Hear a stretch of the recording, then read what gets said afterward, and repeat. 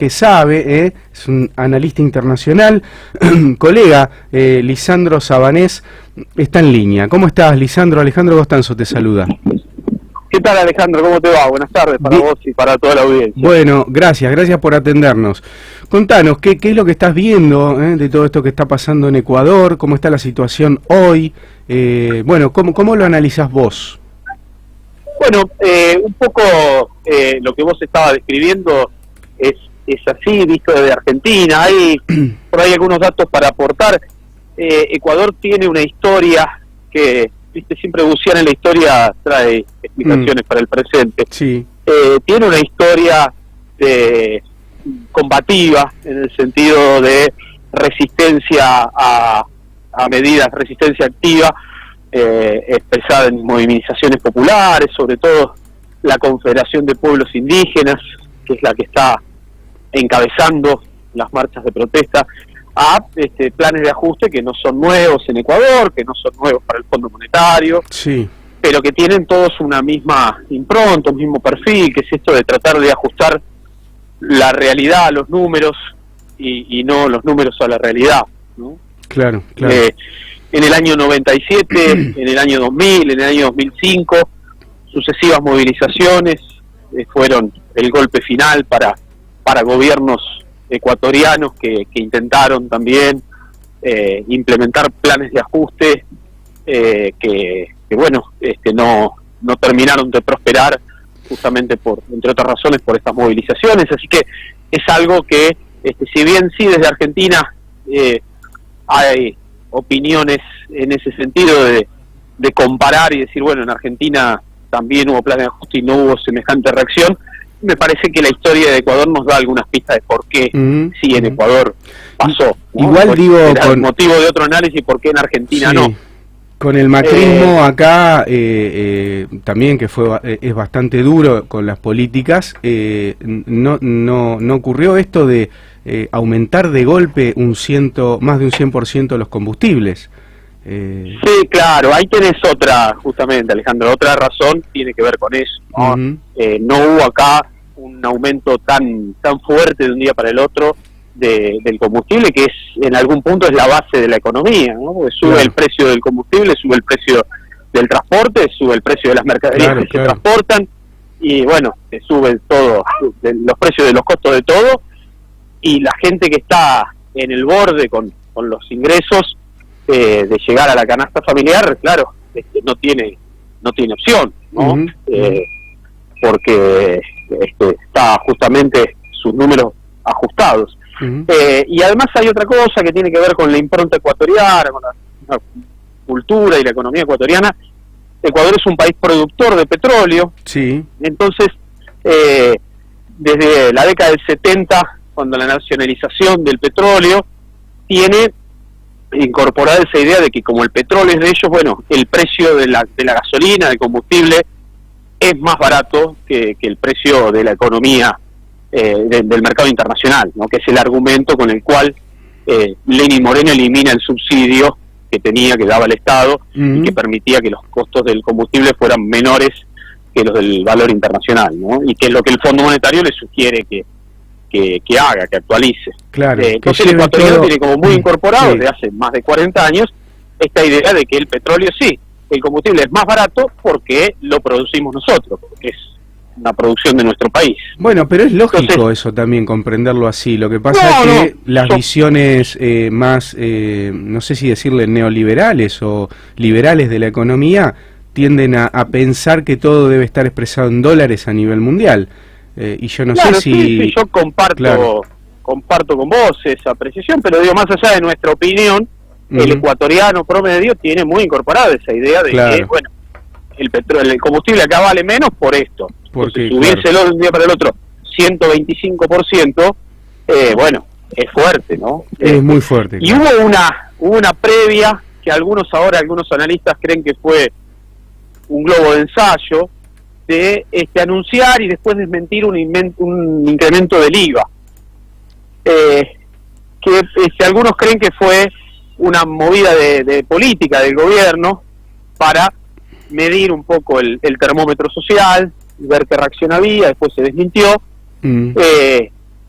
probablemente se confiaron en que no iba a haber mayores consecuencias o no iban a ser tan graves, y entonces sí anunciaron este incremento del combustible que, Alejandro, te digo, es la primer medida del paquete acordado con el Fondo Monetario. Hay varias más que todavía no se conocen y que hay que ver qué viabilidad tienen en este contexto de injerencia política. Creo que hay 4 muertos, lo último que vi hoy. 4 muertos. Ayer vimos que había gente lastimada, pero no habíamos visto el trascendido de muertos, pero sí.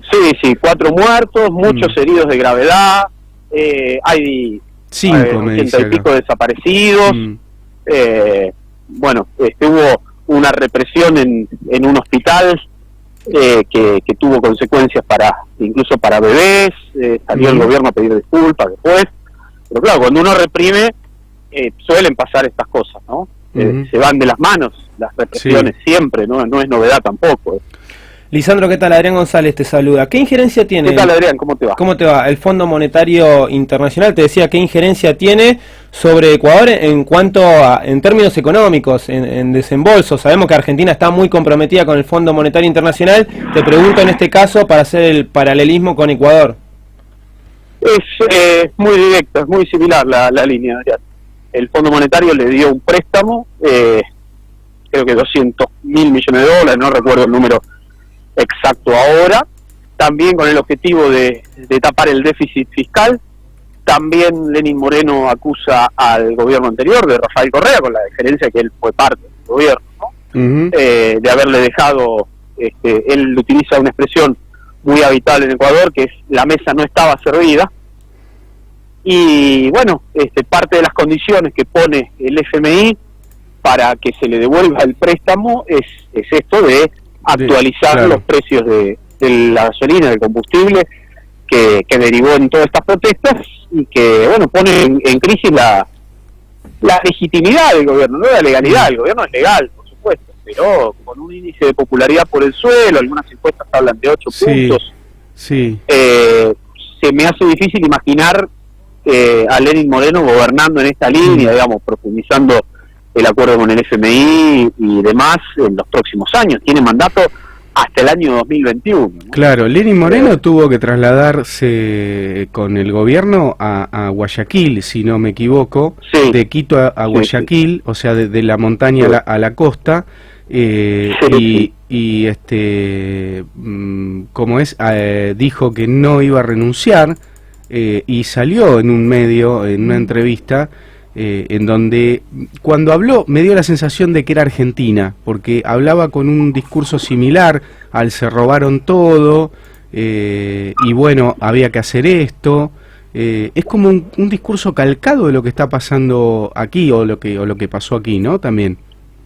Sí, porque hay una cuestión, digamos, de marketing similar, porque hay asesores similares, no nos olvidemos que Durán Barba es ecuatoriano, pero creo que va más allá de Durán Barba. Hay toda una matriz de marketing político que, aunque ellos se pretendan mostrarse ante el mundo como consultores independientes y como asesores de imagen y de campaña que no tienen ninguna injerencia en el contenido político ni en las decisiones económicas, me parece que eso es falso. Me parece que hay una matriz que los unifica. Me parece que no se puede separar al asesor de imagen de la gestión de gobierno, por más que ellos lo intenten, para seguir vendiéndose y para venderse después en otros gobiernos, ¿no? Porque, digamos, las evidencias muestran que esto que vos decís, los discursos son los mismos, las explicaciones son las mismas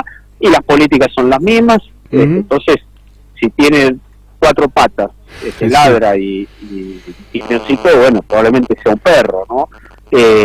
Y la matriz de todo esto es, como vos decías al principio, políticas liberales, políticas neoliberales, que lamentablemente, porque uno, si se pone en el rol de ciudadano independiente, hasta podríamos decir, bueno, ojalá tuviera alternativas y los espacios liberales de Latinoamérica pudieran concretar sus políticas y hacer crecer a los países, pero la verdad que lo que terminamos siempre es esto, ¿no? Fondo monetario, ajuste, hambre, exclusión, miseria y bueno, y espacios políticos de ese perfil que se terminan yendo mal porque es incompatible ganar elecciones con aplicar las recetas del Fondo Monetario. Ayer escuchaba un dato que me pareció impresionante.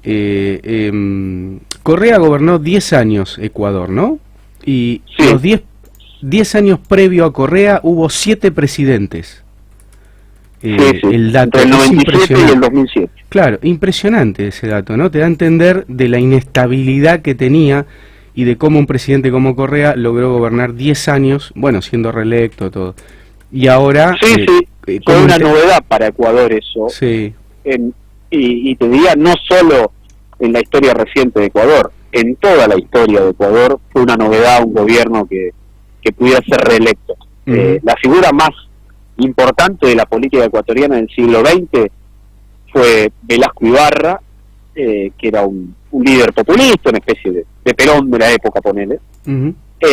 Fue electo 5 veces presidente entre el 30 y el 70 y solo una vez pudo completar su mandato. Ni hablar que nunca pudo ser reelecto continuadamente, ¿no? Lisandro, entonces, sí. Te pregunto como especialista en la materia si era esperable este viraje, vamos a decirlo entre comillas, de Lenín Moreno, que venía con el gobierno de Rafael Correa, que pintaba como un presidente regional, latinoamericano, de tinte progresista. Bueno, empezamos a ver la verdadera cara de Lenín Moreno, también con lo que pasó con Julian Assange, ahora con el FMI, con el paquete de medidas en contra del pueblo ecuatoriano. ¿Era esperable? ¿Había algún indicio o no? Es una muy buena pregunta. Mira, yo estuve en las elecciones de Ecuador, las que dieron origen al mandato de Lenín Moreno, la primera vuelta. Sí. Era un escenario muy similar al de Argentina. Lenín Moreno había sido vicepresidente de Correa en su primer mandato. Sí. Lenín Moreno cultivaba un perfil de diálogo, de buena predisposición con los medios, generalmente opositores, los medios hegemónicos. Tenía línea con la oposición, se había abocado, él quedó parapléjico después de un accidente y se había abocado al trabajo en función de la inserción de los discapacitados. Había logrado popularidad por eso, inclusive prestigio a nivel internacional. Eso lo llevó a trabajar en la ONU, fue a Ginebra a trabajar en ese área. Entonces era un candidato que rompía un poco los moldes del correísmo, que estaba en una fase muy dura, la crisis económica se asomaba, ya el petróleo había bajado el precio y los recursos escaseaban, la figura de Correa estaba desgastada, producto de lo mismo que lo había llevado al poder, ¿no? Ese rol de caudillo, de líder, de hombre que tomaba decisiones, al principio en medio de la crisis le sumaba y después le restaba, ¿no? Entonces era la opción políticamente, electoralmente, mejor dicho, más viable era la de Lenín Moreno. Correa, creo yo, que a diferencia de Cristina, jugó activamente a favor de que Moreno fuera presidente, sobre todo en la segunda vuelta, donde hubo que apretar algunas clavijas electorales para que ganara. Ganó por poco Moreno.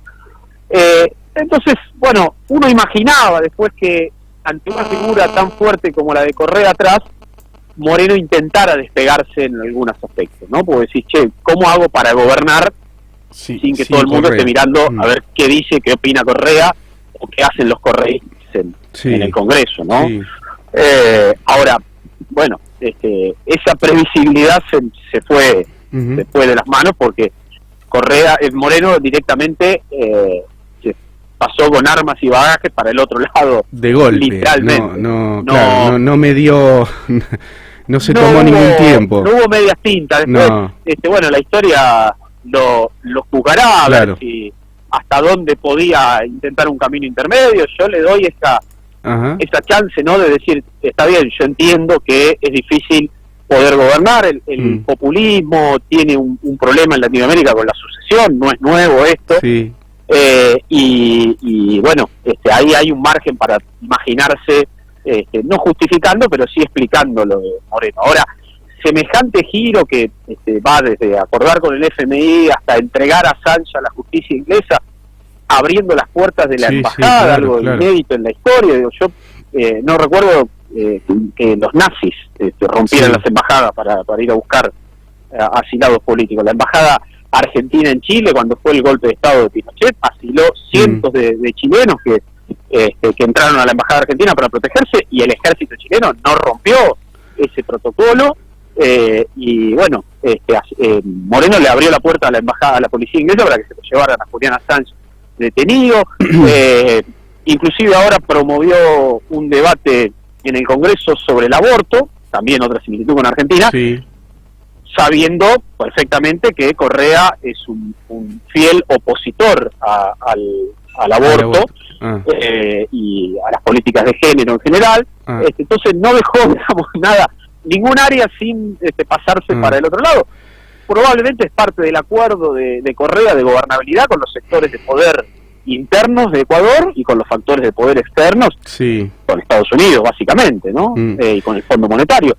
Pero bueno, la verdad que sí, fue completito el pase, y no estaba, por lo menos yo en mis planes no veía semejante giro. Lisandro, te agradecemos mucho la comunicación, este diálogo y el análisis. Bueno, un placer, a disposición cuando haga falta. Dale, gracias. Hasta otro momento. Lisandro Sabanés, analista internacional, colega local